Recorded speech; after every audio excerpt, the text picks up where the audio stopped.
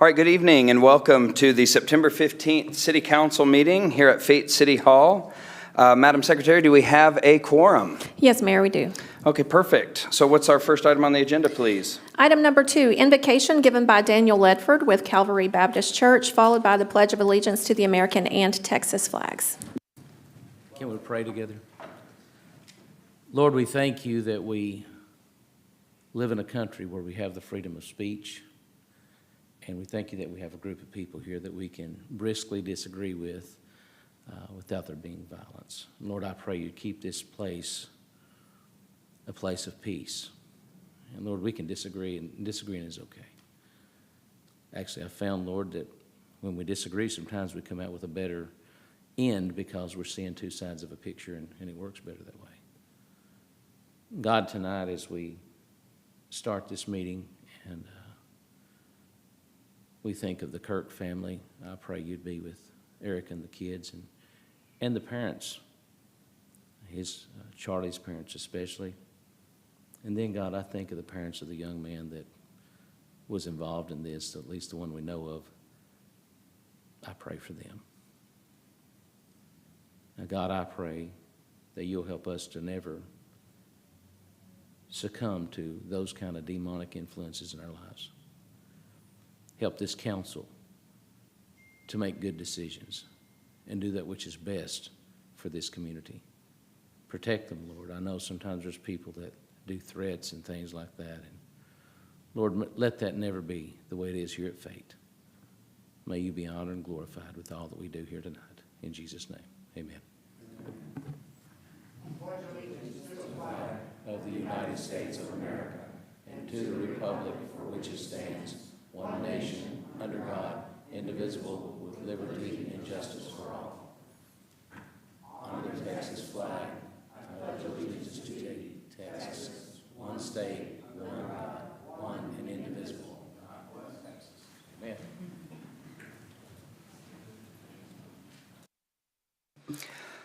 Okay, what's our next agenda item, please? Item 3A, Constitution Week Proclamation. All right. Whereas September 17th, 2025 marks the 238th anniversary of the drafting of the Constitution of the United States of America by the Constitutional Convention, and whereas it is fitting and proper to accord official recognition to the magnificent document of the Constitution of the United States and its memorable anniversary, and to the patriotic celebrations which will commemorate the occasion, and whereas the tradition of celebrating the Constitution was started by the Daughters of the American Revolution by petitioning Congress to set aside September 17th through the 23rd annually to be dedicated for the observance of Constitution Week, and whereas Public Law 915 guarantees the issuing of a proclamation each year by the President of the United States of America to proclaim the week beginning September 17 and ending September 23rd of each year as Constitution Week.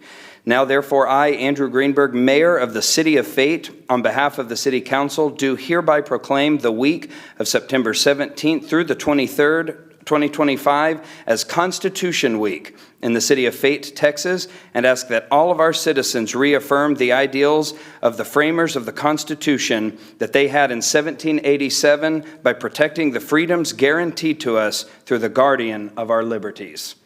Thank you. Do we have a member of the DAR here to, all right. If you, Mayor, if the council would like to present that.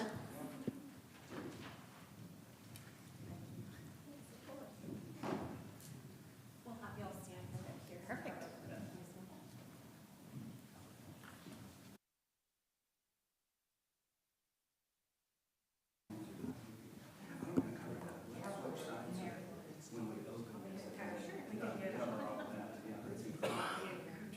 Awesome. All right, right here. 1, 2, 3. Got it. Thank you. Oh, sorry. No, you're good.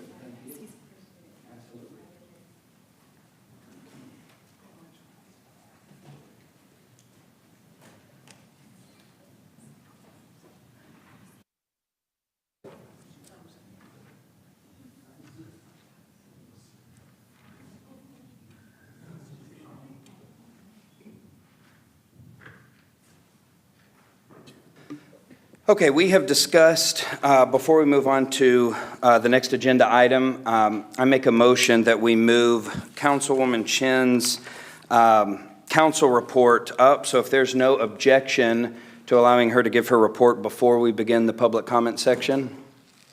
Okay, seeing none, Councilwoman Chinn, would you like to give your council report, please? Sure. We had a really tough week this last week due to the tragic events that happened with Charlie Kirk and his assassination. And in light of that, I have been in coordination with Andrew and also with the city manager to provide a space next Sunday at 7 p.m., September 21st, to have a prayer vigil. And so we are going to have the doors open so people can come in and out if they need to use the restroom. But right outside of City Hall here, we are going to have a space for people to come and pray and worship and just welcome the entire community. No matter what side of the aisle you're on, we want to invite you to be a part of that. Man, it's been a really rough week, and I've prayed about this a lot, and I wanted to share one Bible verse. It's 2 Chronicles 7, and it says, "If my people who are called by my name will humble themselves and pray and seek my face and turn from their wicked ways, then I will hear from heaven, and I will forgive their sin and heal their land." And I think no matter what side of the aisle you're on right now, you recognize that our land needs lots of healing. And so that's what this will be. Please come if you are led to do so. Reach out to me or Andrew for details. That goes for everybody on council. I want everyone to be there if at all possible. All the staff, first responders, whoever. We want to pray with you. We want to pray over you, and we want to pray over our community and our nation. So September 21st, 7 p.m., right outside of City Hall. Thank you, Councilwoman. All right, Ms. Vicky, next item, please. Next will be agenda item 4, which is public comment, and I've received one request to address the council, that being from Breanne Kelly, address 247 Airline Lane. And she wishes to speak on an item not on the agenda. Okay. Welcome. Thank you. This is my first time. So I just wanted to bring to your attention, there have been several people who had shared about their water bills being very high. And I know this is not the first time this has happened. I know it's made news and things like that. But my husband tried to talk to somebody and we didn't get anywhere with that. So I came up and I started asking questions. And they couldn't give me the answers for really anything. I asked them if they could tell me when it happened. They told me that the water flow was flowing from 7:16 from 2 p.m. to 7:29, 12 a.m. I'm not the only resident that this has happened to. There's several others. I have proof of at least 19. And so I asked for verification, like they had my correct email, phone number, they did. I asked them who would send the alerts out because we never got an alert. Nobody has gotten an alert. And they only gave me something called Harmony. And so I was like, okay, well, what's the email? And they said harmony.com is exactly what she told me. And I was like, that's not an email address. So I want to speak to somebody who can at least give us something because we have cameras. There's no overflowing water. Everything's checked quite often. And with it being more than just one person, I can't see that it's a one individual problem. I know at one time there were 2 houses that were being built and water was flooding from those houses. That are just now getting finished, and they had to resod both of those homes. And then also there were 2 fire hydrants that were flowing with water twice. One when you're entering in the new Wood Creek phase, and then one when you're going down, I can't remember what the street is, but it's over on the left-hand side where y'all just built the new pool. I can get addresses if anybody wants to know any of that later on, but they couldn't give me any information. They handed me a pamphlet and basically told me I need to download the app. So I'm just I think our bills anywhere from $200 to $300. We have a 2-story home. We have less children now because they've graduated high school and have gone off to college. So we shouldn't have an over $900 bill. And we just got that bill for over $900 for those dates. So it just doesn't add up. It doesn't make sense. I just wanted to bring it to someone's attention to at least look into and then also get back with me because it's been weeks that we've tried to get a hold of somebody. Go ahead, Mr. Kovacs. Mayor, there's actually there's two folks from our finance department right there in the right there in the row. If you want to catch them, and then we'll figure that out. That's a lot. Yeah, that's a whole Yeah, lot. that's got to be. I'm not allowed to say more than that. That's All right, okay. we'll see what's going on. Yes, I agree, but yes. So is that it? Yes? Okay, awesome. Thank you, guys. Thank you. Okay, next agenda item, please. Next will be item number 5, consent agenda. Okay, any thoughts before a motion is made on the consent agenda? I'll make a motion, we approve the consent agenda as presented. Okay, I have a motion. Do we have a second? Second. Second. We have a motion and a second. Any discussion? Please vote.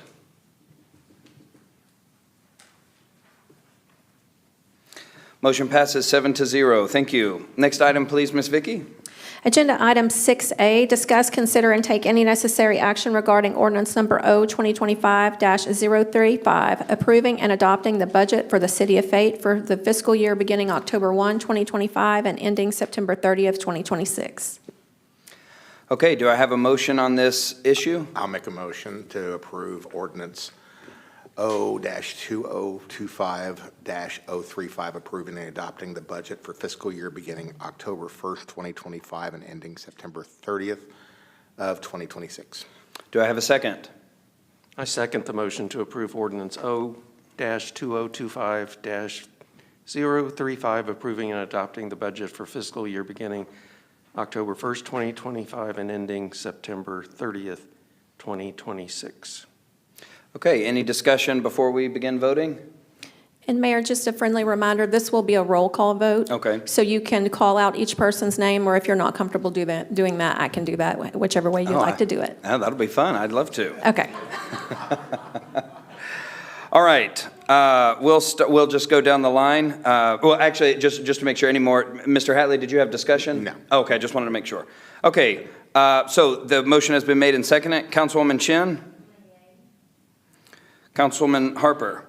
Yes. Councilman Kelly? Yes. Councilman Manival? Yes. Councilman Hatley? Yes. Councilwoman Huffman? Yes. And I, as the mayor, vote in the affirmative. So the motion passes 7-0. Okay, what's the next item on our agenda, please? Next will be 6B, discuss, consider, and take any necessary action regarding ordinance number O 2025-036, affixing and levying the ad valorem taxes for the fiscal year beginning October 1, 2025, and ending September 30th, 2026, at a rate of .290869 per $100 of assessed valuation on property within the corporate limits of the City of Fate, Texas, as of January 1, 2025. Okay, thank you. Do I have a motion? I make a motion that, I move that the property tax rate be increased by the adoption of a tax rate of 0.290869 per $100 of assessed valuation, which is effectively a 2.33% increase in the tax rate. Okay, I have a motion. Do I have a second? Second. I have a motion and a second. Any discussion on this agenda item? Okay, seeing none, we'll begin voting. Councilwoman Chinn? Councilman Harper? Yes. Councilman Kelly? Yes. Councilman Manival? Yes. Councilman Hatley? Yes. Councilwoman Huffman? Yes. And as the mayor, I vote yes as well. Motion passes 7-0. All right, thank you. Next item, please. Item 6C, discuss, consider, and take any necessary action regarding ordinance number O 2025-037, ratifying the property tax increases reflected in the adopted budget for the City of Fate, Texas, for the fiscal year beginning October 1, 2025, and ending September 30th, 2026. Okay, do I have a motion on this agenda item? I make a motion to approve ordinance number 0-2025-037, ratifying the property tax increase reflected in the adopted budget for the fiscal year beginning October 1st, 2025 and ending September 30th, 2026. A motion has been made. Do I have a second? A second. Okay, Councilwoman Huffman seconds the motion. Any discussion? Okay, seeing none, we'll begin voting. Councilwoman Chinn? Yay. Councilman Harper? Yes. Councilman Kelly? Yes. Councilman Manaville? Yes. Councilman Hatley? Yes. Councilwoman Huffman? Yes.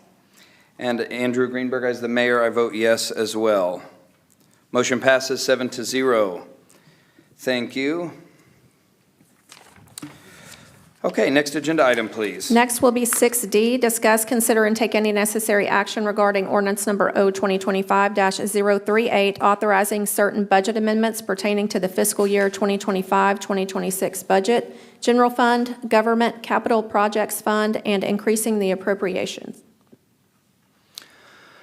Okay, do I have, so we'll discuss, or Mr. Kovacs, would you like to say a few words? Yes, this is kind of unusual because we just adopted the budget, now we're amending it immediately. So the reason we did that is we prepared the budget book, so the budget book and the book in the packet reflects the budget that was just passed. And so we didn't want to confuse the public, so all that stuff that we just did was for the budget book as presented. And now we've got some operational changes y'all wanted last week, so we wanted to spend some money in some of these different funds on an ongoing basis. So that's why we're amending the budget for a couple of these line items. And the final budget will reflect the one on the website, and the book will reflect the new numbers. Okay, Mr. Harper. I make a motion that we approve ordinance number O-2025-038, authorizing the budget amendments. I second the motion. Okay, we have a motion and a second. Discussion, Mr. Hatley? No. Oh, okay. I just wanted to reiterate that this ordinance, or what we're voting on, is exactly the numbers that we all discussed and agreed on. So I just wanted to make sure we all knew that this was exactly what we talked about last week. Yeah, so from what we discussed last week, Mr. Kovacs, can you confirm that the numbers are as we discussed from the meeting?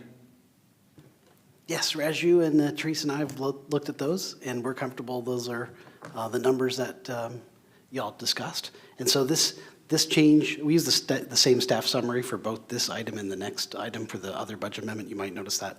But this really focuses on those operational pieces, the economic development and other items that we're going to spend on an ongoing basis over the next year. So that's why it's not as clean as a capital transfer, but we think this is what you wanted. So we think it reflects what you asked for.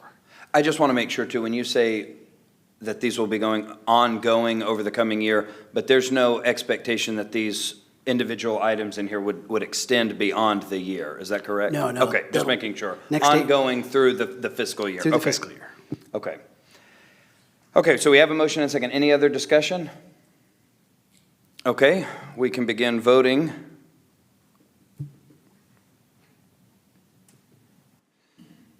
All right, the motion passes 7-0. Thank you. Ms. Vicky, next item, please. Yes, sir. Item number 6E, discuss, consider, and take any necessary action regarding ordinance number O-2025-039, authorizing certain budget amendments pertaining to the fiscal year 2024-2025 budget, general fund, utility fund, government capital projects fund, and government capital replacement fund, and increasing the appropriation. Okay, do I have a motion? I make a motion that we pass ordinance number O-2025-039, authorizing certain budget amendments. I second. Okay, we have a motion and a second. Any discussion? Oh, are you waiting to vote? Okay, seeing none, we will begin voting, please.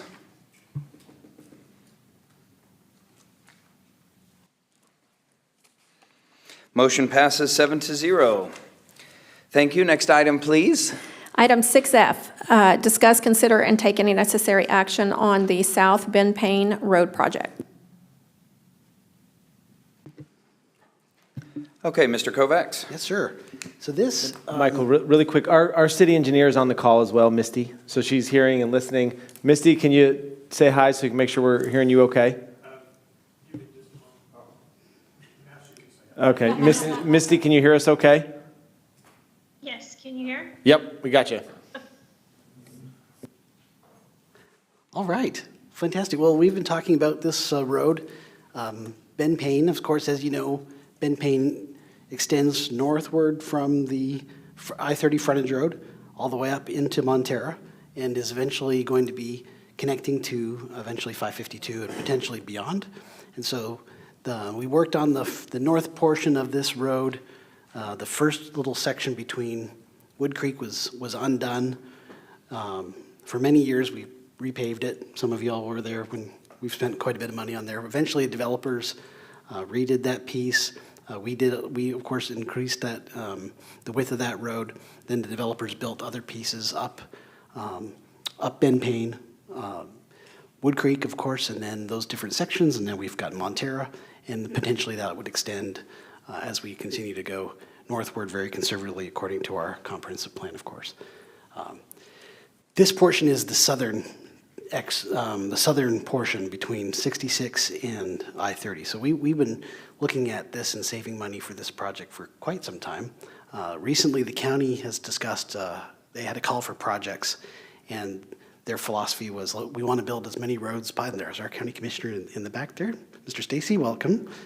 They want to build as many roads as possible. They wanted to see top choices from each city, and in consultation with the mayor, we submitted Ben Payne, 551, and 552 as our top three. The county kind of wanted one project, but everybody brought several. That's kind of the way we do stuff. But we wanted to show some progress. Moving 551, of course, widening has been ongoing for a while. So in your packet on page 2 of this agenda item, there's a little budget that we put together. And I've showed this to our county commissioner, and he does agree in principle. We wanted to talk a little bit about the project. It is a multi-million-dollar project. It's probably going to be in the $14.5 to $18.5 million range. Includes underground utilities. We're going to have to move some other utilities, hopefully not very many water lines. There's a lot of water lines in this road. There is potentially some property impacts. We've actually put together a new cross-section that we think will potentially work. And we're working with our engineers on that to potentially shrink the costs and remove a little bit of any kind of property needs on the west side. And so that is in progress. But we wanted to show you, for now, the financials and let you all discuss the project. So on the 17th, coming up very quickly here, the county is going to have a discussion on project spending, and they wanted us to commit to a project. So we've shown some of the county suggestions in the top portion of this chart, and they were originally looking at about $3.8 million for South Bend Payne, and then $3 million for 551 engineering, and then some match for 552, and then some work on North King Road. We've met with our team and talked a little bit about what this may look like, and we really need about $10.3 million on South Bend Payne, and plus the money that we're going to come up with, which we'll talk about here in a second. 551, we'd like to keep that rolling, so this would go to detailed construction plans on a shorter portion of 551. So this would be the top portion of 551 above I-30, and then kind of descending to Bassett Hall, which is the last road there in Williamsburg in Edgewater, kind of the last area of suburban development, and then you get into the rural area. So kind of breaking the project up, focusing on the urban area. And then dropping off the match for 552. We don't see 552 moving potentially in the next little while, as we're working out things with the outer loop, with the county and the COG. And then North King, we think we can do a pretty good rehab. Más o menos 1.9 million, 1.875.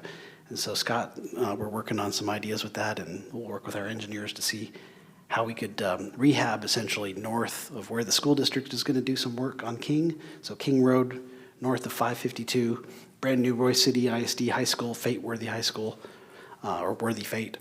And then just as that as you leave the site, going northward, rehabbing all the way to the county line road, and then the county potentially would help with county line as well. So lots of good movement.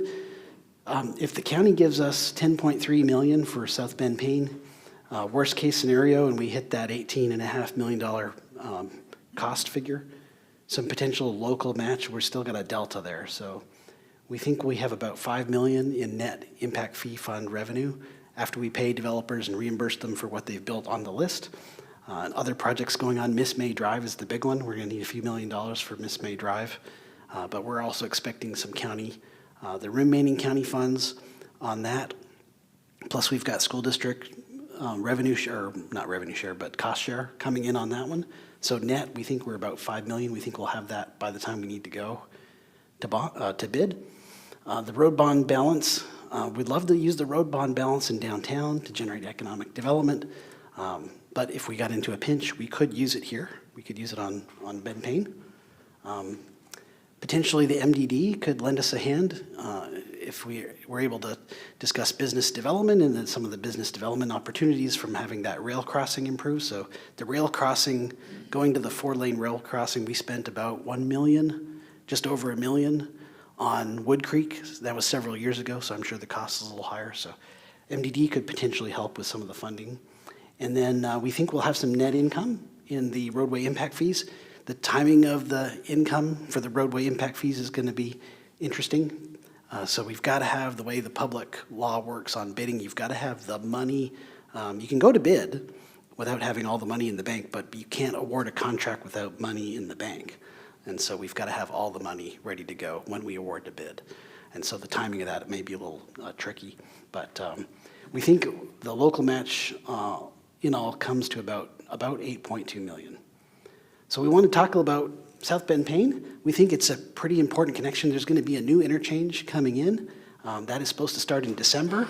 It's going to be 2 years. There's going to be quite a bit of impacts. If you can imagine an interchange going there, we'll be able to get underneath. So Rochelle will connect to Bend Payne. You can go underneath. There'll be off-ramps and on-ramps. And then that could put a lot of Wood Creek traffic that right now is going to 551. That's going to put a lot of that traffic now on Bend Payne. And so if you can imagine, peak PM is now the worst. Peak PM traffic is actually now worse than AM peak traffic because of all of the way things have changed. People working from home and working remote, and still quite a bit of folks doing that. So that is the discussion we wanted to kind of tee up for you, to talk about Bend Payne and how important it is to you, and if we're ready to commit to the county and start that process. I know they're eager to get going, put together a plan over the next few months, and then sell a bond. They've got bond authorization ready to go, and so they're looking probably the beginning of the year. Looks like interest rates are going to be the best right there at the first quarter. So South Bend Payne, it might be time. Okay, questions from council or thoughts from council? I want to understand better. You said the west side, the drawing has changed. Is there somewhere I can see that? Like, We have, I think we distribute, did we give that to, we showed you that last week in is it executive changed session. since last week? No. Oh, okay. No. I thought you So said it there's- was okay. No, All the right. two versions, the first version is kind of your typical Wood Creek cross-section. So the north side, if you look at the north side, the way it's got the big median, it's got the 4 lanes, it's got the grass and the bike paths and the subsurface drainage. That's kind of the typical Wood Creek section. The original plan was just to push that all the way to the frontage road, but there could be a way to shave a little bit off, perhaps deleting different pieces. We still want to make sure we get subsurface drainage, and then there's other ways we can kind of slim down the cross-section. The cost maybe if we could shave 10, 15, 20 feet off the total, perhaps more, that could really reduce the impacts on the western side property owners. Because that's all rural in the comprehensive plan, and in reality, that's all rural reserve right there. And so the nature of that is unlikely to change in the next little while.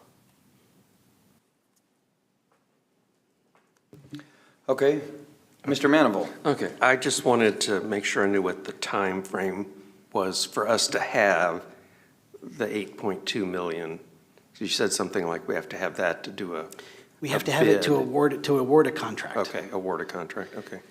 So I just wonder when we would raise all that. We have, there's an engineering proposal that Kimley Horn's prepared, and we are ready to, it looks like the way the county's going to prefer to execute the project, they would like us to run the project rather than the county run the project, since it's an off system, which means it's not a TxDOT project. And so we'd enter into, the mechanism would be we'd enter into an interlocal agreement with the county, and so we would manage that project. We're looking, Misty's on the phone. Probably, I think, 9 months for design, once we get contracts approved. Misty? I think the design's gonna be the easiest part. It's working with the railroad, Michael and staff, if y'all remember on Wood Creek, usually the railroad is kind of the critical path. Yep. And then any franchise relocations, that's gonna be the critical paths on this, so. Yeah, maybe more like a year, because we've got to do Probably I would budget at least property. a year, just because of those third party out of our control. And so 3 months typically for the bidding, so I would say the fastest 15 months before we are ready to award a contract. Possibly longer, because we've got to get, the right-of-way is prescriptive, which means that back in the day, the old timers just ran a road and everybody's like, hey, we need a road, and they just put it in. But there was never a plat map or dedications made. And so we've got to clean all that stuff up, redo all the dedications and so forth. So we've got to work with all the property owners on that. Some of them will have attorneys, of course. And so that'll be fun. But we'll get all that done. There shouldn't be any environmental issues. It's not a federal project. We're not asking for federal funds, so that all that environmental clearance goes away.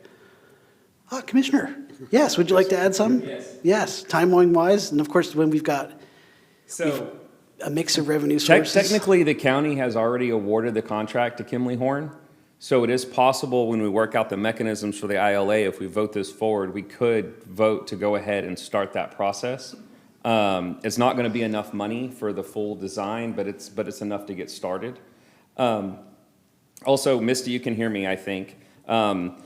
The original plan for Ben Payne was to basically spend about $3 million and then hope and pray the federal government would come in and give a grant to build the road, which is building a much more expensive road. So what we're proposing to do is work with the city and let y'all build the road that makes sense for the city of Fate, rather than building a $20 million or $30 million road to build something that makes sense. When you build something in the state, if you build it with the state and federal standards, you have to do certain things with design. You have to move all the utilities completely out of the right of way. There's a lot of things that you have to do that you won't have to do if the city takes the road over. So it is the intention of the court in some way, shape, or form to build roads and to stop just planning roads to be built sometime in the future. So this is going to deliver a much cheaper project, I think a critical project that it was included and voted in by the voters for Trip 21.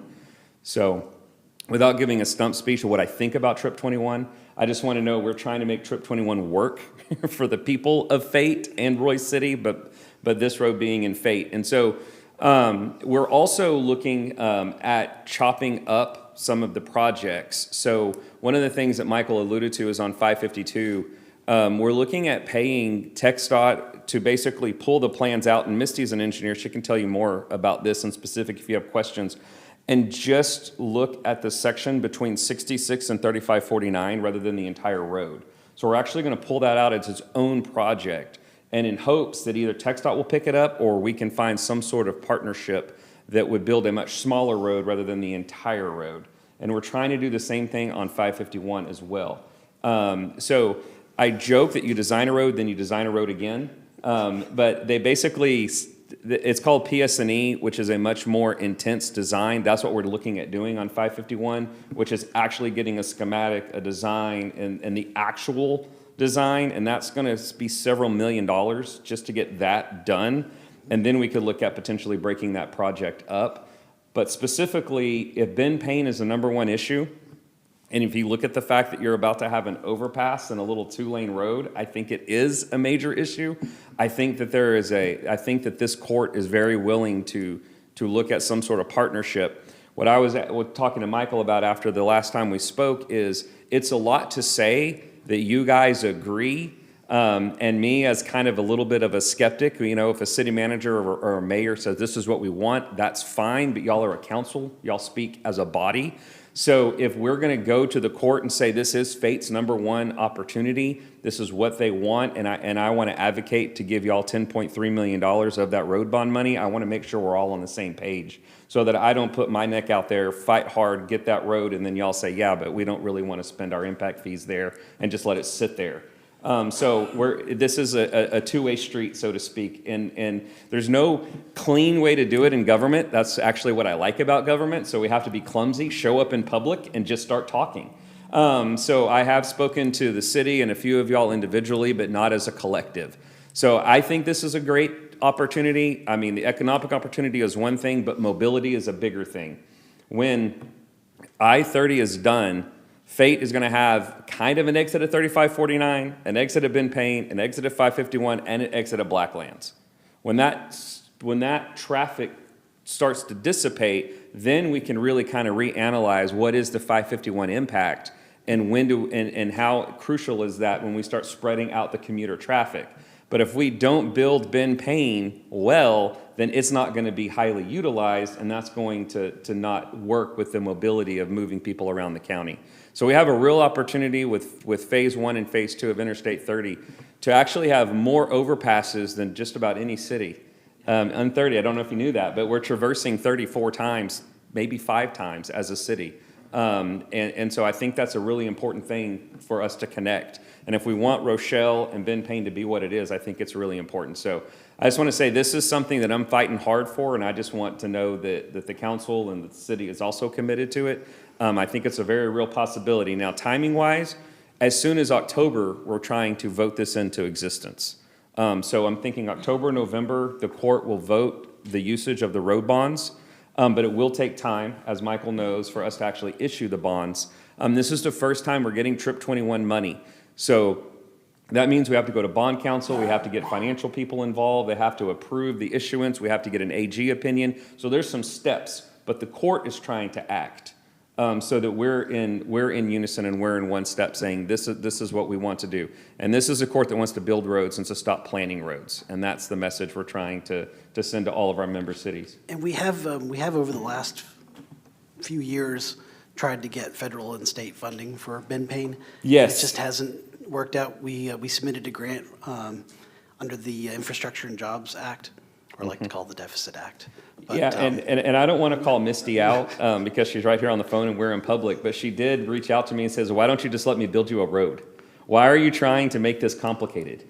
And so if you want to say that you have a city engineer advocating for you, that really said, you know what, I haven't really thought about it like that. Let's figure out a way to get a road built. Right. But yes, going to the federal government and to get TxDOT to build and offset some roads impossible. So you're going to the federal government, you're going to the MPO, and you're begging for grants. And grants are really, really hard to get in this world. And grants require huge matches to even be competitive. So you're still going to have to come up with a large amount of local money to compete, even if they say that's not a requirement. If they say it's a 5% match, well, someone's going to throw in 30 just to get the grant, and they will probably win the grant. So, I just think, like I said, I think it's a super important project. I've lived in Fate when we had 3,500 people, and the dream of being able to drive down Payne and go through 30 has been something we've been talking about since my son was 1. He's now 16, so 15 years we've been talking about this project. So anyway, so that's where we're at. So I'm here to answer any questions, and just to let y'all know, this is something I'm advocating for. The court has not voted on any of this. We've sat through, we've talked. I think Michael said it well when he said this court is a court that wants to build roads, and that's what we're focused on. We're trying to find opportunities around Interstate 30 and Rockwall to build a few roads. We're trying to build some roads in Precinct 3, and this will be a pretty big opportunity here. Okay, Mr. Harper. So what if we don't get the $10.3 million? Well, you'll know in about 6 to 8 weeks. Well, yeah, but I'm just saying, if we push forward, we say yes, and we don't get the $10.3 million, do we just say, we go back to where we were with nothing? I think we could talk about what we do next. I think one option is to continue to rehab Payne, and we could talk to we could talk to Scott. I mean, we've spent quite a bit of money over the last probably 5 years, 10 10 years over on Ben Payne, some on South Ben Payne. But certainly we could redo the drainage a little bit. We could do some ditch work and do some pavement rehab. But it's an old asphalt road. We could baby it along for quite some time. And you can contract with the county. We have crews who can come through. Yeah, we could do some work. So we could We save do our that in money. several cities. We just go and just do the overlays. Yeah. Because The we other can do it at cost. The other option is we could look at some alternative ways to finance a significantly large project like that, or we can continue to apply for different grants. So And there's Councilmember Harper, I need positivity. No, I'm I'm kidding, I'm kidding. I need you to be positive we're going to get $10.3 million, and I'm positive we're going to do it, so. And the other thing I want to point out about King, because I don't know how familiar you guys are with what the traffic patterns are going to be, but the city of Roy City is going to pave Sorrells Road. So if you get your Google Maps out and you start looking at how are you going to get to that high school, it was built in the very far corner of the Roy City ISD, which means every single student is going to come from the south or the east of that school. It is not centrally located. So once they pave Sorrells Road, the county is going to come through and pave County Line Road. That's going to get them to 1138. And that's going to send them down to the high school, which is going to go down King Road. We feel like that's going to be a major road that will be used that has basically is almost no one drives on it today. I mean, there's about 5 people that live up there. So if you did traffic counts today, you would say no one drives this road, which is true.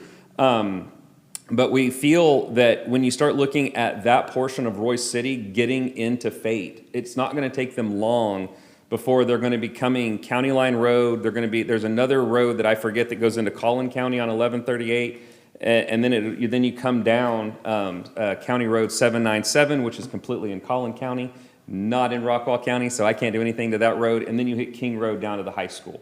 So while we're going to get a big portion up Miss May, which I think is going to carry most of the load up to the high school, so I cannot thank y'all enough for working with the school district and the county on that. The Roy City portion is going to be coming, we think, more from the north. Just when you just look at the traffic patterns of hitting that light in rush hour, Sorrells Road and going north is going to be where we think a lot of that traffic's going to be. So we're kind of predicting that. I only say that to say I'm trying to help you guys with King Road too, but I think the ask on Ben Payne is not that it's getting high, it's just a big ask of the county. So I think of all of them, King Road might be the one that we're not able to get to in the Trip 21 issuances. But I just want to let y'all know that's why we're talking about a road that feels fairly insignificant. We think it's going to pick up huge amounts of traffic when the school opens. Now the school's going to open in 2 years, and it's going to open only to freshmen and sophomores, and then it's going. So there's about a 3 to 5 year window before that traffic will really pick up. But I do think that it's going to be something that we're going to have to really look at, because if that turns that road to gravel from that increased traffic, it's going to be much worse for the county and the city. Some of that road's county, some of that road's city. It's kind of a mess up there thanks to y'all's 212 agreements. I'm kidding, I shouldn't kid. But we need that. That's why a little road like that is showing up. Like I said, you look around Fate and you say, why are you talking about King Road? We're just kind of looking ahead and going, maybe there's something we can do to stop this road from completely falling apart if it all of a sudden just starts getting huge amounts of traffic out of nowhere. But again, it starts to go down the list, and we're talking about 10.3 million doing PS&E on 551 and trying to get 552 up and going as well. So just that's kind of the full disclosure of what we're trying to do with our Trip 21 funds. Okay, thank you. Mr. Hatley. When does the court need a decision from us with the timeline? It's not urgent from that sense. I mean, we don't need one today. I will invite everyone to the next consortium in October. So we have one tomorrow, but in October, Michael Morris from NetCog is going to be there. If you don't know who Michael Morris and NetCog is, please look it up. He is the czar of roads. I think they called him the king of roads or the king of Dallas roads. He will be at consortium discussing the outer loop and other transportation issues within the county. From that meeting, we expect very shortly after that point to vote. So like I said, I think we're 30 to 45 days. When I was at NetCog meeting with Michael Morris last week, I talked to John Polster, who's the county's road consultant, and he says he doesn't see any reason that we're not voting a resolution out of court in October. I said that's pretty ambitious, but he says y'all are almost there anyway, so I don't see why you won't do it. So I'm thinking October, November timeframe. Commissioner Lichty said December 9th is the last day because we were getting it done this year.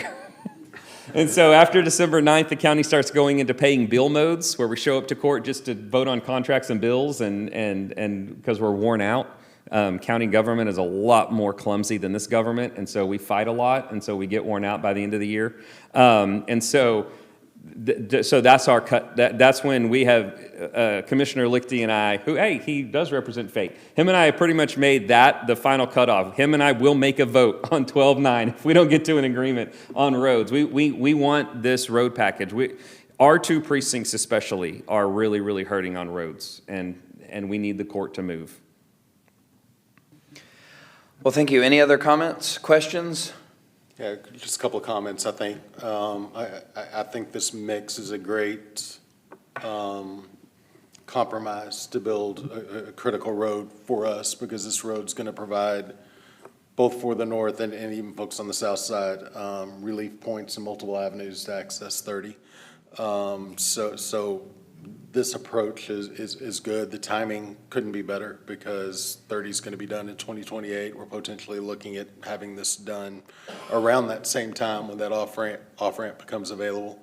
So there would be, assuming we move down this path, there's a lot of focus on the city to get this built in a timely manner, and I'm sure the council will be pushing for that.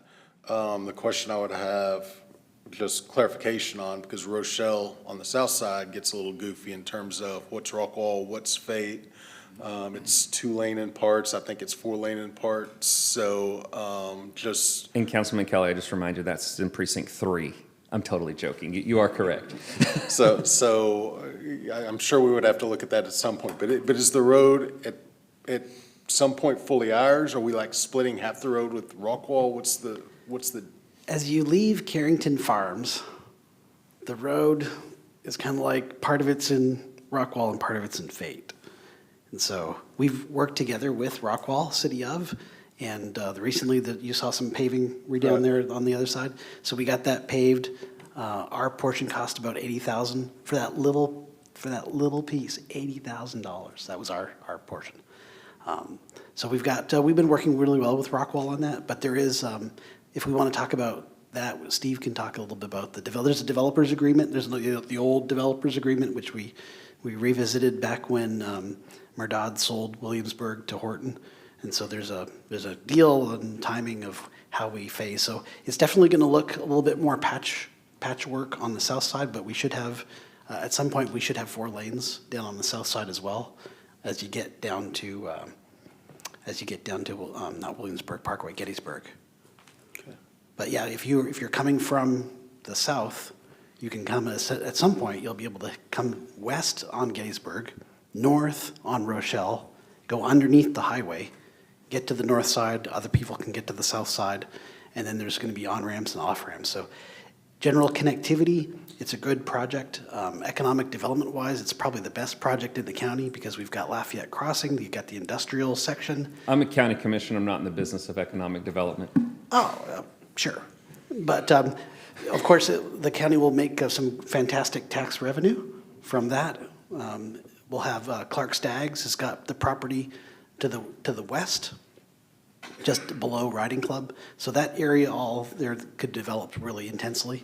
And a light at Rochelle and 276 has been warranted, and so it is being studied and put in. So that will help a little bit with when we talk about the connectivity totally from the south. Right, now you can get to Rockwall easier. So trying to kind of grid out the city, which is essentially the thoroughfare plan of the town. I do want to caution us, if TxDOT sticks to their timeline, the interchange will be done in December of 27. I don't think we're going to make December 27 on Ben Payne. In fact, it may be a construction She's shaking zone. her head no, but she just got off mute. I don't believe so.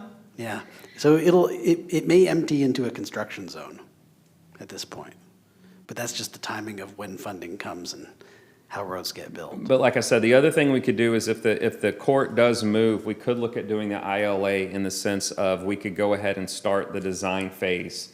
We can get creative. And since the county has already awarded the project to Kimley Horn, we just haven't funded it, we might be able to get some of the design started immediately. Well, and the other thing I'll note also is this is actually a road project in a significant traffic area that we can actually do and get done, as opposed to 551, which is being stretched out. It was promised by some folks on the dais within the last couple of years that would be done in 2027, when there was no real plan for that. There's 551's being drug out. 66 was voted for citizen approval for widening back in 2008. 2008, yes. And as we sit today, there's zero plans for 66 to be widened. So at some point, we as a city have to be conscious of what we can do and what we've got control of to provide relief points. And I think this is a great opportunity to partner with the county and do something. And y'all been more than gracious with my time. I just want you to know that we are doing a 66 study with this new road bond, which is basically getting engineers to study every single intersection and seeing design mechanisms to get the intersections flowing better. So I am including that in as quickly as I can get that funded. And that would be from John King through Irby Campbell. Okay, Ms. Huffman. So this is kind of a new concept to me, but apparently the county will, if it's an $18 million project, the county would offer to cover over 10 million. So 10.3 million. So we're responsible for 8, so less than half of the cost of the whole project. And it would improve, it would provide better access than if you go north on 551 at this point, that's only 1 lane each direction. So there's a lot better flow with the 2 lanes each direction. So it would go a long way to dispersing the congestion right when you're exiting 30. So I see a lot of value in it. And I'll look forward to seeing how things, I have confidence in your ability though, Mr. Stacy. Thank you. To convince everybody that it's an important thing that they should be funding, so. Thank you. Mr. Manival. Commissioner, I left my 3-letter acronym dictionary at home, and you've been using one. I asked Mark if he knew what it was. ILA. What is As an ILA? interlocal agreement. So what that means is, sorry about that. That's all right. You know, I hate it when I do that because every time I get into a construction meeting, I always tell them you cannot use acronyms because they don't know what you're talking about, and here I am being a hypocrite. I do apologize for that. An interlocal agreement is a contract between 2 governmental bodies that basically contractually bound us to that, and then for you to receive the money and to put it to work.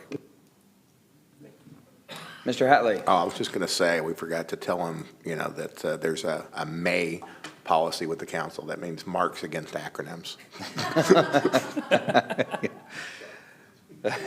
Okay. Any other comments from council? Well, as long as we're defining acronyms, you use TRIP 21. Okay, there was a bond program that was approved in November of 2021 by the voters of Rockwall County that authorizes the county to spend $150 million. The county has spent, when that passed, the county had almost $20 million, well, okay, let's just say a little bit more than $10 million of bond money left over from '08. So we have spent about $11.5 million of money on some of those projects, but this will be our first time getting into that $150 million and spending it. And you also said PS&E. Okay, Misty, that's your job.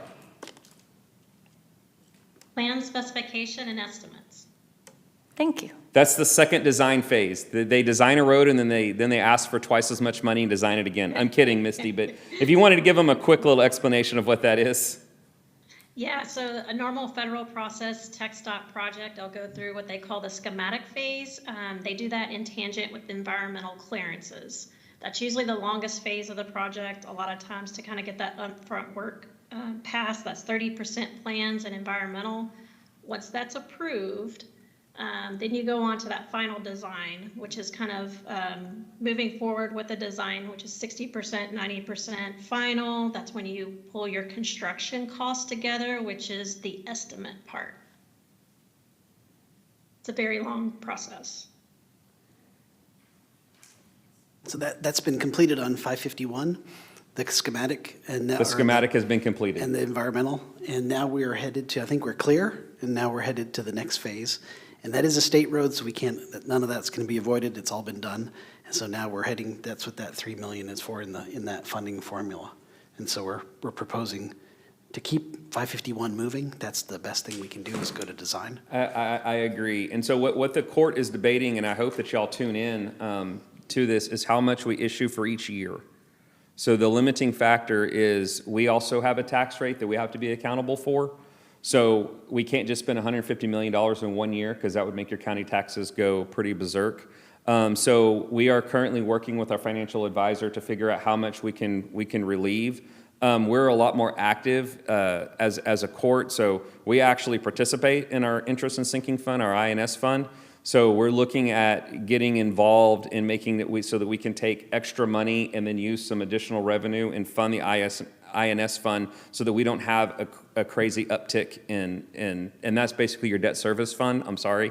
So you have your maintenance and operation, and then you have your INS, your debt service. So if we just start releasing all this $150 million, then that's going to create a problem where all of a sudden the county taxes are going to go out of control. So if you really think about it, it's kind of like opening up a credit card. You got to pay it back. And so we're trying to get that payment schedule, because we do receive millions of dollars into our INS as revenue, and we're looking at trying to offset that so that we don't have the county spike. So the limiting factor, I just say, is how much money is the county going to issue in every year for the next 3 years. But we're looking at a 3-year issuance: first issuance, second issuance, and third issuance. Okay, well, thank you. Thank you. All right, so we can bring this back, or if y'all are confident that in concept, you would like us to discuss this with the county in a more emphatic way, then I can do that. So up to your pleasure. Any thoughts on that? Is there anybody vehemently opposed to moving forward with this? Okay.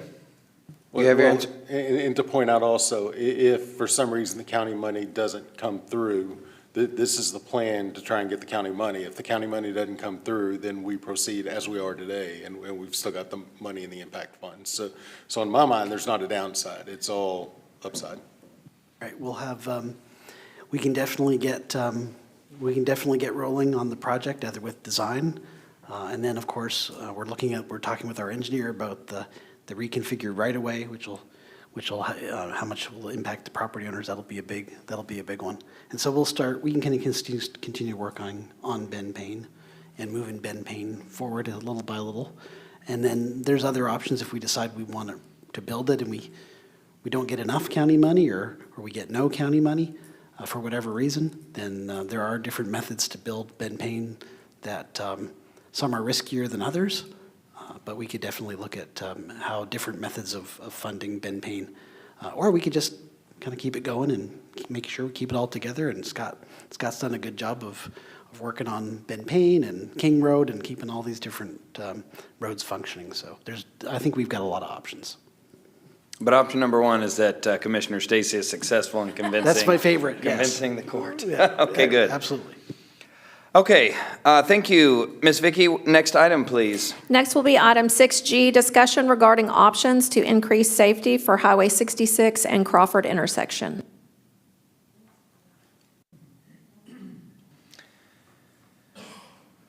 All right, Stephen's going to help us with this one, sir. All right. And Do we want to start with that presentation? Is that how you? Oh, well, this is a council member item. I mean, Mr. Kelly, right? And so we have a presentation that can help inform it, but we want to give you the introduction, of course, and let you all discuss it. Well, thanks. Since it's your item. I have amazing notes written out for it. So Councilwoman Chinn seconded this with me. And this is something I actually brought up several years ago when I was on P&Z as a concern, because while I know the accident count may be relatively low at the curve of 66, where it has the option of turning left into Ben Payne, it certainly feels like you see lots of cars sliding around, a lot of near misses, and because of the blind nature of the corner, it certainly seems to have its design issues. And it's one of the biggest complaints that I hear about within the city on the roads, especially after we've gotten the light and put it up in Payne in 66.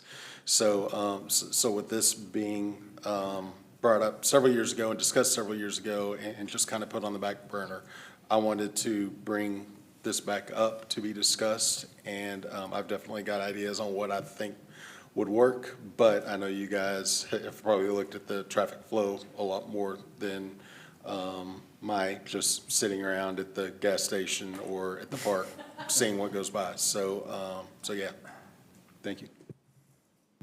All right. Stephen, you want to run us through it?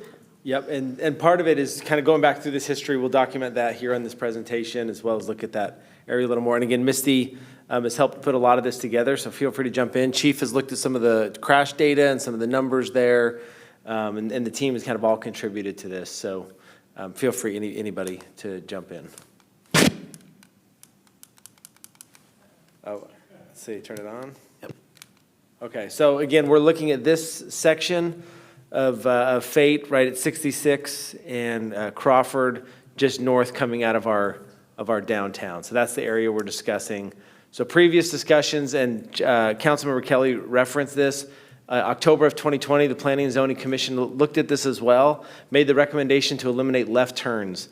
These changes would eliminate vehicles traveling southbound onto 66 from entering Crawford, and vehicles traveling northbound on Crawford from turning left onto 66. That was a recommendation that was sent to the City Council. City Council heard that in November of 2020, asked for additional study of the traffic patterns. That went on for a little while. I'll show you the study that Kimberly Horn put together, and Misty, of course, can speak to that. August of 2021, discussion was had at City Council regarding a possible roundabout as a solution to the traffic in that area at approximately 15 miles an hour going around the roundabout. Staff was asked to come back with more information. November of 21, Kimberly Horn presented 4 different options to the City Council: a roundabout, left turns prohibited, which was the recommendation of our Planning and Zoning Commission, realign Crawford, closure of Crawford leg of that road. So those 4 options.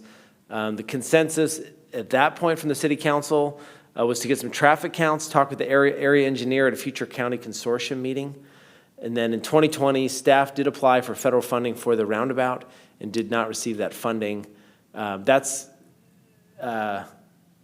should have altered the orientation. Crawford, so coming from the left of the screen, would be as if you're going north. You can see kind of the potential roundabout area there as well. That comes into the roadway, the railroad easement a little bit, which may have had some challenges as well. But that was the idea: get a roundabout to kind of slow and flow traffic through that area. Option 2, as was recommended by the P&Z, was no left turns, and you can kind of see how that might look at that area. Realign Crawford to kind of come straight on. That is challenging, obviously, with our downtown as it's developed now. This, again, was 4 years ago in this conversation, but it was an option that was considered, and then the closure of Crawford at 66. I think what's clear is that anybody who looks at it recognizes there's an issue here that's got to be, whatever that resolution looks like, there's something that needs to be considered for that area. We did run some traffic counts that you'd be interested in. You'll see the stretch from A to B down there, and this is just that Crawford section coming out of our downtown. We have about 7,000 cars a day that travel through that, and you can see this is provided by Placer AI, which is a software we subscribe to. Matt Wavering, our economic development director, put this together. You'll see the times of day that it is heavily trafficked. So generally safe between 12 a.m. and 4 a.m., but it gets a little challenging, as you can see, going into the day with the traffic counts. We also did Placer AI, because of the data that they have, also shows those that come through this area, where they end up. So where they end up going, and this is a heat map that will show that obviously the vast majority of them are traveling into Wood Creek. So it's Fate residents heading up that way. There are some that continue on through 66 and go into Roy City. There was a small amount there are some also that go up to kind of the Nevada, Josephine area. But vastly, this is an area that is serving that north part of Fate coming through that intersection. We did, again, appreciate Chief Lombard pulled the traffic counts.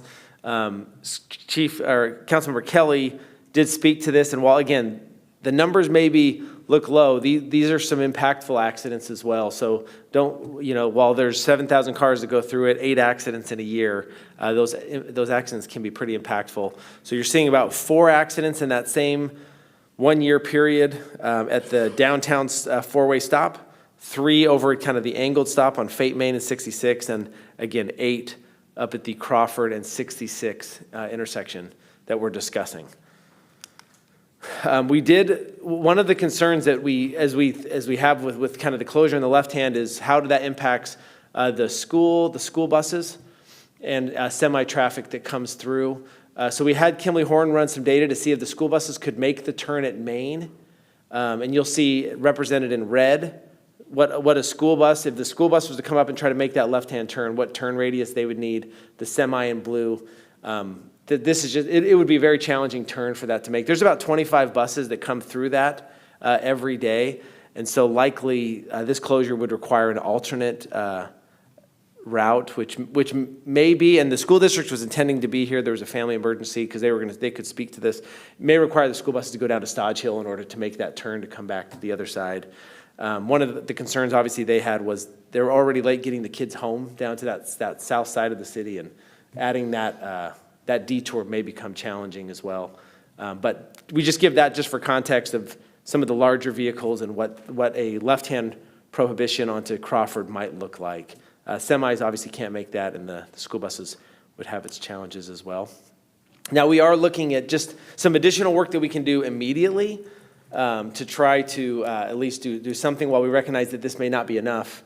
Steve has worked with local land owner on the east side to maybe do some tree trimming to kind of open up the visibility line of sight. Not pretending that is the long-term solution, but helps people coming south on 66 see what's coming. A speed study has been requested. Misty worked with Nick from TxDOT to request a speed study from TxDOT, looking at lowering the speed limit through the highly populated portion of 66, namely kind of Wood Creek up through CD Boren. And then we are also at the same time looking at some flashing light and signage, warning of curve ahead, and on the northbound part of Crawford, a sign that says crossing traffic doesn't stop, just to help kind of, again, signify. We're not saying that is all that needs to be done, just that those are some things we thought we could do pretty quickly. So we have started work in all of those areas. And again, happy to take any questions. Of course, Misty can too. All of this just to provide some additional background and context, and the date specifically that Councilmember Kelly references to show that this has been a conversation that's been going on for a while. And the accidents aren't necessarily stopping, and so we're all interested in making this safer in whatever way that looks. On that last slide there, where it said the signage is being requested of TxDOT, is that we're trying to get them to pay for it and figure out where to put it? Is that we can't put those signs there until they give us approval? What do we mean by being requested? Yeah, Misty, would you mind speaking to that? Yeah, so we made this request to TxDOT, and they're actually, they're on board. We had to adjust some stop signs, but they need to approve the signage before it goes on their facilities, but they are definitely partnering with us. And I think some of those modifications were even started to be made today. If Scott kind of took the lead on that, and yep. I think that's already started in progress as of this morning. Yeah, thank you, Misty. Yeah, Scott did have to make a removal of a sign for us to put up or the sign, the pole cover, I think. The pole cover, yeah. Oh, this sign is up now. Scott, yeah, okay. So we had to remove a pole cover, and now the cross traffic does not stop is up. Thank you. So that happened very quickly. So thanks to TxDOT for partnering with us on that. Yep. Okay, other comments or questions from council? We do have one more zany idea. Can I throw it out there? I think you're going to. Okay. Well, yeah, now you've told us about it. We have to hear it now. It's almost a joke, but it's one of those you think about it too much. We could put a toll on it if you want to go straight. $5. Okay. No. Michael, I'll tell you no next time. Sorry. That's on me. That's on me. What is about going into executive session to talk about the city manager? So I'll just throw this out there, because I think, I mean, obviously, there's a lot of options, and there's things that need to be done, and part of the problem is 66 has to be widened at some point, so us investing a whole lot of money doing traffic circles or whatever just strategically does not make sense, because we're at the mercy of the state at some degree. So my thought on it would be, you know, P&Z recommended right turn onlys 5 years ago, whenever that was. My thought today is, and, you know, we've talked about potentially shutting it down and making it parking for the downtown area, making that stretch of Crawford parking for the downtown area. I like that from the standpoint, every standpoint other than what it could potentially do for traffic in the downtown area, and I think it really clogs up that corner at both Fate Main and Crawford and Fate Main and 66. My thought would be, and if I were to make a suggestion, I would say, okay, nobody pulls into downtown from 66 onto Crawford from either direction, that we just shut that down altogether. And the only option for northbound traffic is to turn eastbound onto 66. That would probably require some barriers, obviously would require a lot of notification pre-doing that. But if we were going to do something, that would be my suggestion to throw out as an option, just because I think that alleviates the pain points of the corner, and the only pain point is the people turning right out of that area into 66 and just have a hard look that they have to do and turn their head more than your standard 45 degrees to see what's coming. But I think that relieves a lot of the pain points until we can get a long-term resolution in place with 66. So you want to put that, is that so that's the no left turn one? Yes. All right, you want to put that on this one? And the only revision to this being is 66 isn't turning into downtown from that area either. It's shutting down everything going into downtown, that western part of the road. And because you don't see a whole lot of right, that's a hard right turn to make from there. Most folks are going to turn into downtown on Main Street as opposed to right here by the park. So you're not arguing for no left turns, you're arguing shut down that portion of Crawford? I'm arguing for shutting down anybody being able to pull into downtown on that stretch of Crawford. We have that graphic, don't we, where you have marked that out completely? Yeah, this is which one you're talking about? No, go back to the shutdown graphic. So those cars that are going on to 66, I'm saying let's keep that flowing. I think keeping that flowing is great, but nobody would be able to use that other side of Crawford. Okay, I got you. Does that make sense? Yes. That essentially becomes a one-way? It essentially becomes a one-way, just pulling out onto 66 eastbound. Yeah, and I think if you don't put some sort of barrier up there, people are going to turn. I mean, there's no left turn signs all over the place by Fresh, and they do it anyway. So if you don't put some kind of a little post up there or something, they're going to turn on there. We've also, if you'll notice, the canopy homes, we restricted that from a left turn, and people still figure out a way to risk their lives. So we essentially said, okay, you can have that driveway you wanted for the 2 points of entry, but you can't turn left. And people still try to turn left on that, onto 66. So we'd have to really make it impossible. And of course, if it's in the state right away, we need state blessing. Misty, do you have any thoughts on that one? Yeah, I was just going to ask the police chief if he's there, what turning movements is he seeing the most accidents from? Is it the northbound direction, or is it southbound cutting through? Is there a pattern? It's mostly it's the southbound, because they cross and don't think that they have to yield. Yeah, it looks like they're out straight. Mm-hmm. Okay, Ms. Chinn? I was just going to ask, as far as the buses, the school buses go, where, in that graphic where we were looking at, is that at the four-way stop sign? They're saying that is a difficult turn, is that what I'm understanding? Yeah, if Crawford were closed to their ability to come from 66, this is generally Bobby Summers Middle School taking kids down to the south part of Fate, because that's where they go. Mm-hmm. They use that. So if that were closed, they wouldn't be able to make the Payne turn either. They can't go straight through Payne? They can, they would, so then it's how can they get to the other side, and it would be Stodge Hill, until Payne is built. Okay.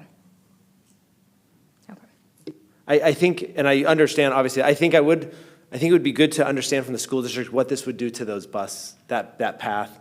It's taking about an hour to get the kids to, for example, school gets out about 4:15 here, and it's about 5 o'clock that they're even getting to Spring Meadow downtown, near your neighborhood. And so it would be interesting, I think we would want to know what impact this has on Yeah, I those want to know times. what the impact, but I also want to just point out that if it's not safe for regular cars to make that turn, I Understood. certainly don't want school bus children to be at a dangerous intersection either. So I know it's an inconvenience, but at the same time, we want to make sure that we're protecting the kids that are on that bus, and that is a very dangerous intersection. And that was going to be my point. Chief pointed it out, that it's the southbound traffic that's going across the street that's, they don't know that they need to yield. Understood. So yeah, to me, I want to address it, even if it's going to inconvenience the schools. Obviously, we want to partner with them to make sure that kids get home in a decent hour, but we want to make sure they're safe too. That's a bad intersection, so. No, I would agree, thank you. Ms. Huffman? Well, as someone who drives that at least twice a day, every day, and raised my children learning to drive, saying, don't anticipate somebody's not going to go flying through there. You've got to watch out for the oncoming traffic. It's noticeably dangerous. I mean, the first time you drive it, I've had people come over and say, that's the weirdest intersection I've ever seen, because people don't anticipate the flow of that. But is there a way to create some type of partition in the middle of the two lanes that prevents you, as you're curving, it just prevents you from taking that left? And maybe that's a less expensive option, and at least cuts that portion of the dangerous drive off.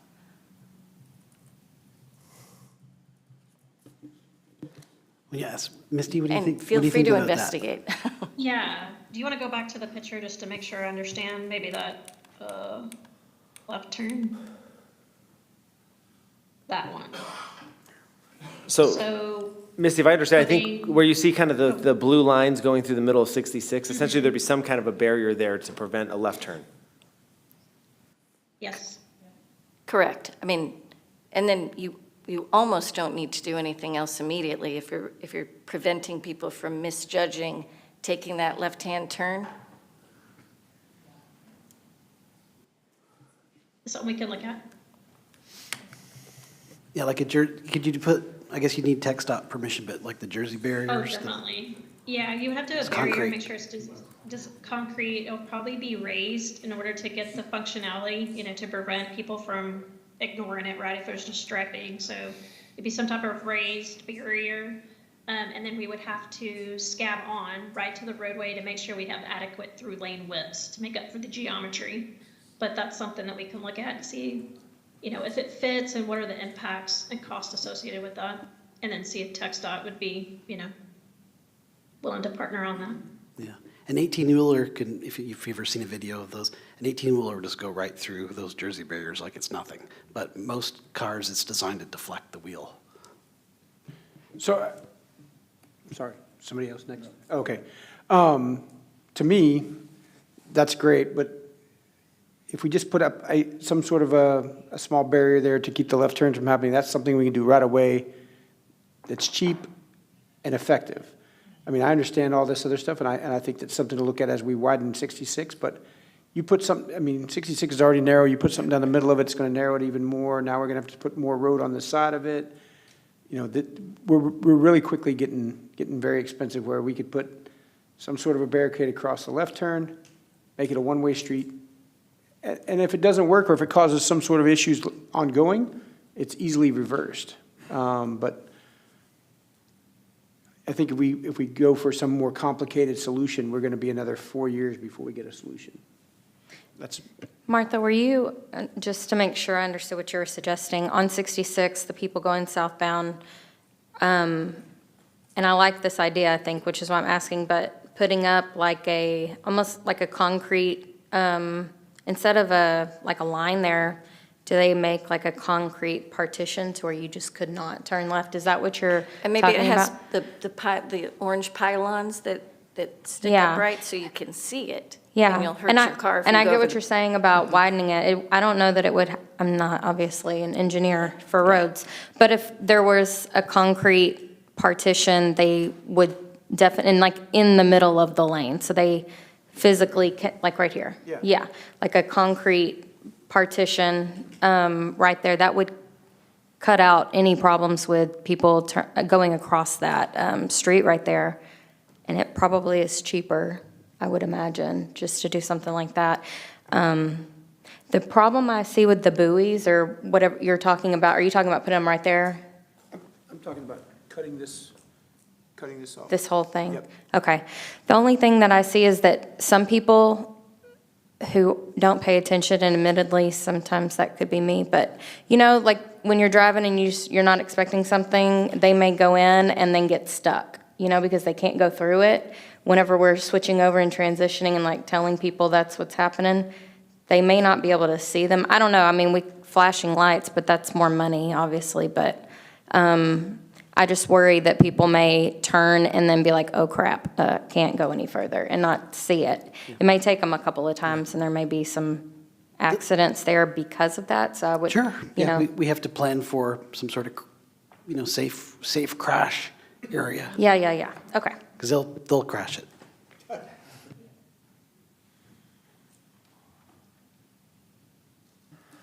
Okay, other thoughts from council? Okay, so at this point, like with two new ideas, can we look at those and maybe flesh some of that out and address this again? Or are we ready to make a decision on something to do tonight? Stephen, you've been working on this the most. What do you think? You want to get with, we also want to hear from the schools. I understand, and I'm not even arguing the end result. I think we'd want to know. The other ones are everything but Wood Creek. Wood Creek is the only neighborhood that goes to Miss May. So it's all of Spring Meadow is bused south to Herndon. That elementary school, again, they start at 7:30. I think we would want to know what the bus schedules would have to be adjusted to look like. Not saying that I agree that kid safety is for sure, but I don't want to underestimate kids having to get on the bus now at 6:30 a.m., 6:15 a.m. in order to get to Herndon on time. So I would like a chance to chat with the school district, which I will do immediately tomorrow, so that they can start looking at what that route would look like. Well, my question about the school district is, this is a problem already, and it's a problem because they got too many kids on a single bus trying to get them in a location. That has nothing to do with the traffic patterns, right? This wasn't a problem last year. It didn't take people to 6:15 to get home. It seems like they have less number of buses, and trying to deliver more children in a single route. So maybe the problem isn't, it's self-induced and not something that's going to Yeah, they do have a hiring shortage for bus drivers. I mean, that for sure is a part of it. Also with the number of kids, it's recent that Miss May has been only used by Wood Creek. Part of Spring Meadow used to feed into that, and balancing the schools' inability to build additional schools right now with some bonding capacity. There's a few things at play there, which is why Spring Meadow all goes to Herndon now. So I don't know enough of the workings of the internal of the school district to say who's at fault. I think there's a few different factors that are coming to play.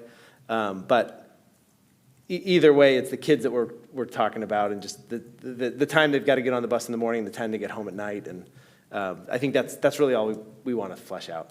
Andrew, you're in Spring Meadow. Is there a back way out Not of everybody Spring knows Meadow? where I live now. So sorry, my bad. Everybody come on by. Didn't give the address. No, go ahead.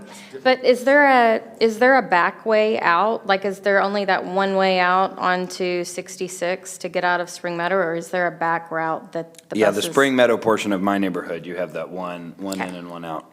I mean, technically up by where downtown Station Park is going to be, where the parking lot is, but it all still leads to Fate Main.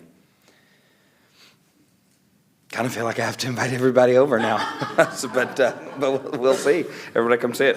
Okay, any other, go ahead, Mr. So I would just say, can we just move this to the next, flesh it out, move it to the next meeting, and then look at it? I mean, my concerns are if we start putting stuff on 66 makes sense as far as keeping people off, but I think we need to try and do something without involving TxDOT, because TxDOT is just slow on stuff, and we can act sooner with this. So if we can flesh a couple of those things out, and maybe come back at the next meeting and make a recommendation.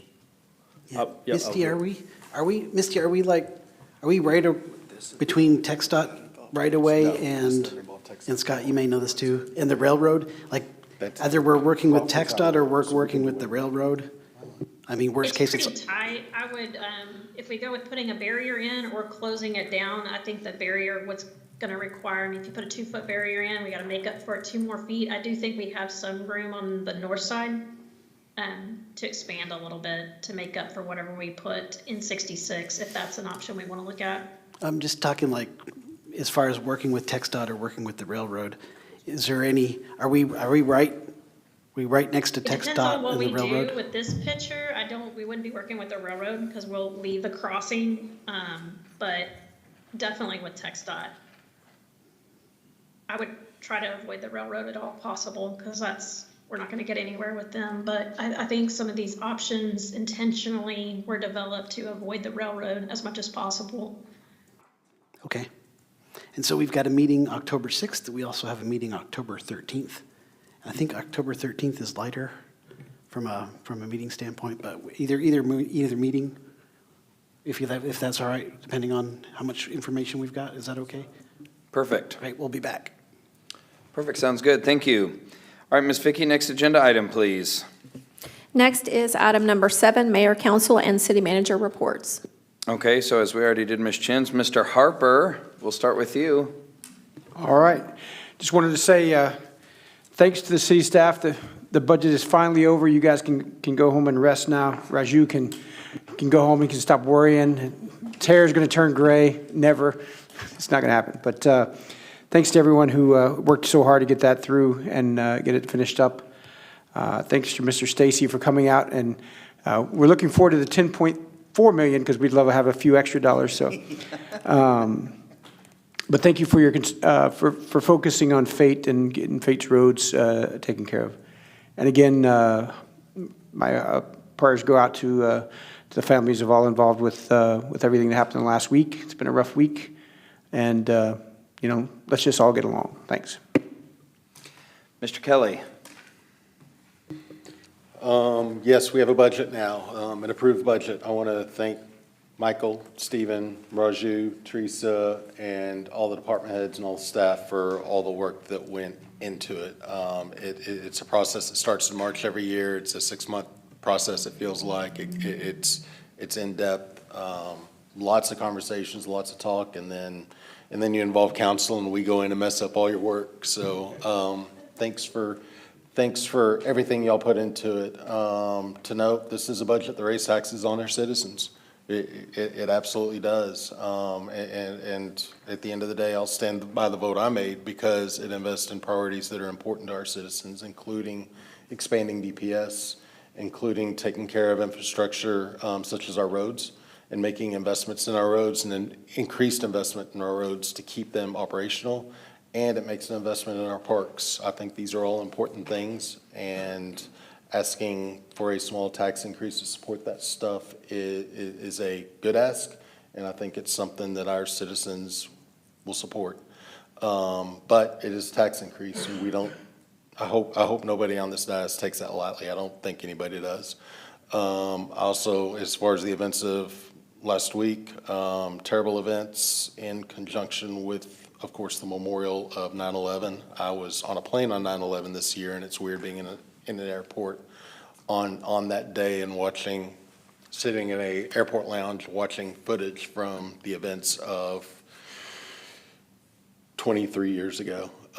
So just an odd week. So my suggestion to move past some of the tragedies of the last week is let's all come together this weekend and have a great Celebrate Fate. It is literally my favorite event of the year.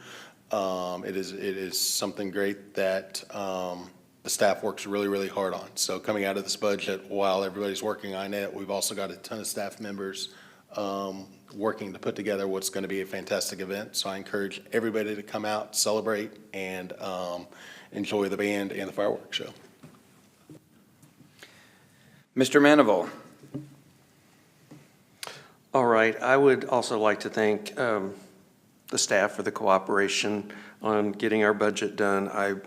I feel good about us getting a budget passed that has a lower tax increase than we could have contemplated. I realize there's things that could be done with that, but I just, I felt like it helped the citizens when they were facing a tax increase they had voted for.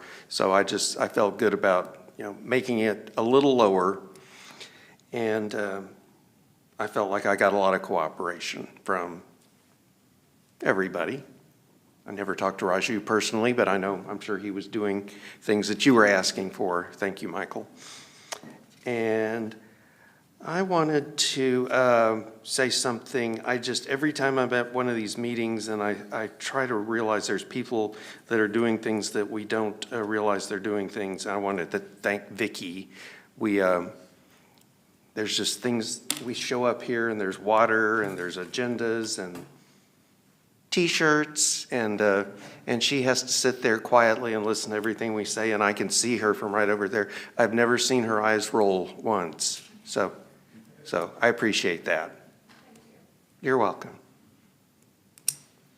Okay, Mr. Hatley. I'd also like to thank the staff for all the hard work that they did. I mean, we threw a lot of curveballs at them, a lot of questions, and I'd like to thank the council. I mean, we were given a proposal. We looked deep. The staff looked deep, and we went lower on the tax increase than was originally proposed. We all worked together on it, and I would like to thank everybody on that. I'd like to thank Commissioner Stacy for coming up here and explaining everything. I think he's on top of a lot of things. I learned a lot tonight, and I usually do when I get to speak with him. And enjoy that. Celebrate Fate is this weekend. I'm looking forward to it, and hopefully we've got a great turnout. Once again, we've got a senior and disabled drop-off point, so they won't necessarily have to ride the shuttles. They can get dropped off and picked up, and a little bit easier for them to do this. And I mean, our hearts are heavy. I mean, a horrible thing happened this week. Freedom of speech is a very, very important thing. I mean, it's the First Amendment. And it's not the speech that we like that needs to be defended. That's the easy part. It's the speech we don't like to hear. And my prayers go out to Charlie Kirk's family and everybody that this has affected deeply and profoundly. I mean, there's just nothing good that anybody could ever say about that. But in Rockwall, there's going to be a prayer vigil Friday night, 7 p.m. I'd like to thank Cody for helping organize one here on Sunday night as well, and here at City Hall. I think this is going to be very important for people to attend and basically show up for speech, for unity, and to understand we're really all kind of in this together. And I think we as a country need to figure out a way to live together. We really do, and not hurt each other. So thank you. Ms. Huffman.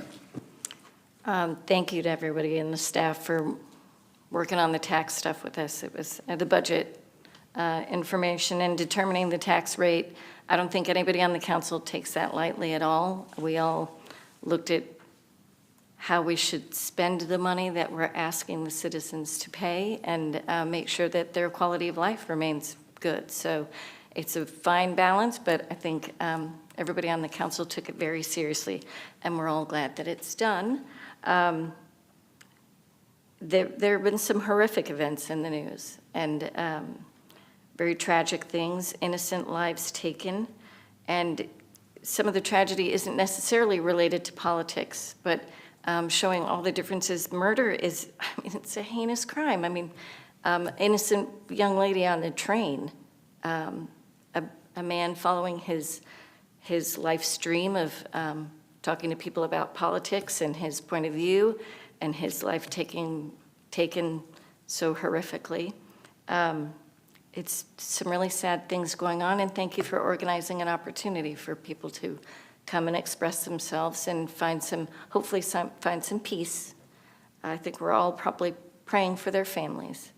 And then I went to the 9/11 event at the courthouse last week, and it was really well done. It was a sentimental, impactful thing that just reminded you of what actually happened and unfortunately all the tragedy involved with that, but it was very meaningful, so thank you for putting that together. And last but not least, I want to say hi to my daughter who's watching tonight. Thank you, Ms. Huffman.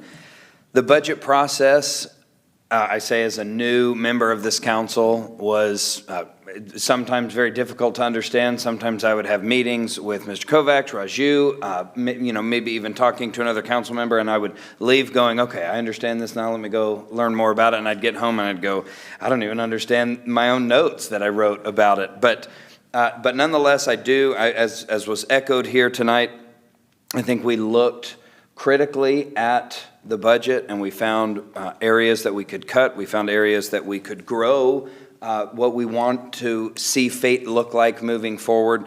And so I think with that overall process, I'm pleased to have sat with each of you as we've worked on this. Celebrate Fate is coming up, and I think that's a wonderful opportunity to echo Mr. Kelly to have that as an opportunity. We finish up the budget, but as well, I would actually tie that in even with these recent events with both the assassination of Charlie Kirk, but also as we celebrate our Constitution. We celebrate our Constitution because we have liberty.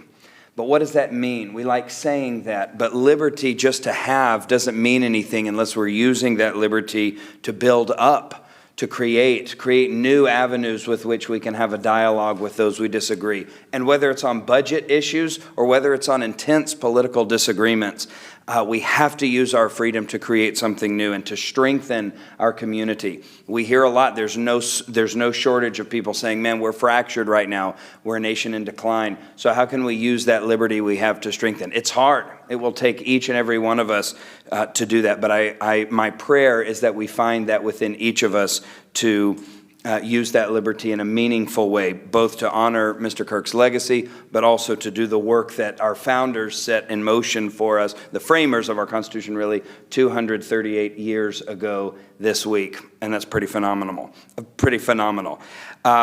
And so that's my mayor report. I guess now that everybody knows, I guess we'll do coffee and dessert at my house after this, since everybody knows where we live. But otherwise, that's my report for this week. Mr. Kovacs. Yes, sir. Just a few announcements. Celebrate Fate. Of course, the big event for the year is Saturday night, the 20th. Begins at 5 p.m. and, of course, ends with the fireworks show after dark. We do have a shuttle this year, so if you're planning on, we do have some alcohol at Celebrate Fate. So if you're wanting to park the car, you can take the shuttle. 2 out of the 3 buses are ADA accessible. And then I think Royce City ISDs, they're bringing out the big, the Wolverines van, or the Wolverines bus. So that one will be running around as well with picking up folks. P&Z is this Thursday, the 18th, here at 6 p.m. ZBA is meeting next week, Thursday, the 25th at 6 p.m. They've seen some action lately. And then the council meetings for October are a little bit off because of the early voting for the election. So we have a meeting on the 6th of October, and then as we mentioned before during the other item, we also meeting on the 13th. So back-to-back in October and then a break again, and then we'll pick it up in November. And so there's because of all the different elections and the timelines, there's a lot of that coming this week, and Vicky will show us that. Toward the end of the year, we'll look at the calendar. That's it for tonight. A preview, the calendar next year will be tough. Sorry about that. Okay, thank you. What's our next item, please? Item 8, adjournment. Do I have a motion to adjourn? I motion to adjourn. Do I have a second? Second. Second. Okay. All right, seeing we have a motion and a second, please vote.